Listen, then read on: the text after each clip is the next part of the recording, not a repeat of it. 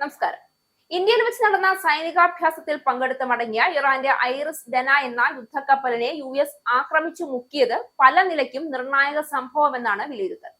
രണ്ടാം ലോക മഹായുദ്ധ കാലത്തിനു ശേഷം ഇതാദ്യമായിട്ടാണ് ഒരു യുദ്ധക്കപ്പലിനെ മറ്റൊരു രാജ്യത്തിന്റെ സൈന്യം കടലിൽ വെച്ച് ആക്രമിച്ച് മുക്കുന്നത്.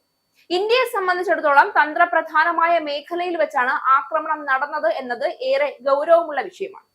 ശ്രീലങ്കൻ തീരത്ത് വെച്ചാണ് US അന്തർവാഹിനി ഐറിസ് ഡെനയ്ക്കെതിരെ ആക്രമണം നടത്തിയത്.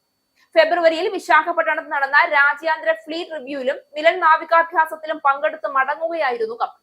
ഇന്ത്യയിൽ നിന്ന് ഇറാനിലേക്കുള്ള യാത്രയിൽ ബുധനാഴ്ച പുലർച്ചെയാണ് കപ്പൽ ആക്രമിക്കപ്പെട്ടത്.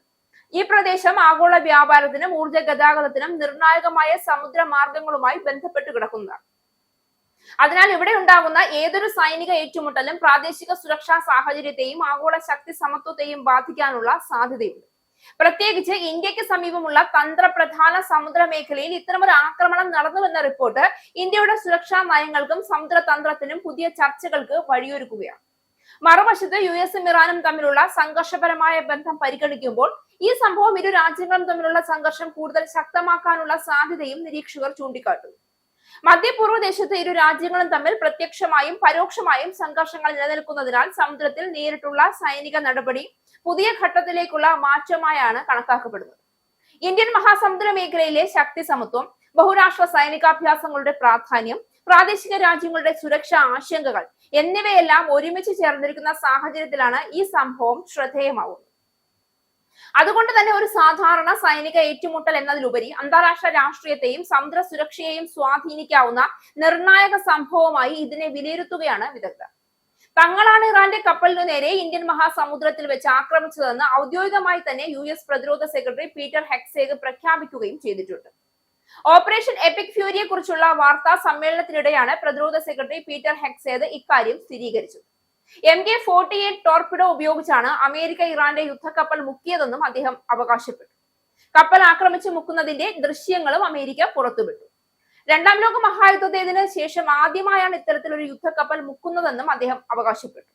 അതേസമയം യുദ്ധത്തിൽ ഏർപ്പെട്ടിരുന്ന കപ്പലിനെ അല്ല ഇത്തരത്തിൽ ആക്രമിച്ച് മുക്കിക്കളഞ്ഞത് എന്നതാണ് മറ്റൊരു വസ്തുത.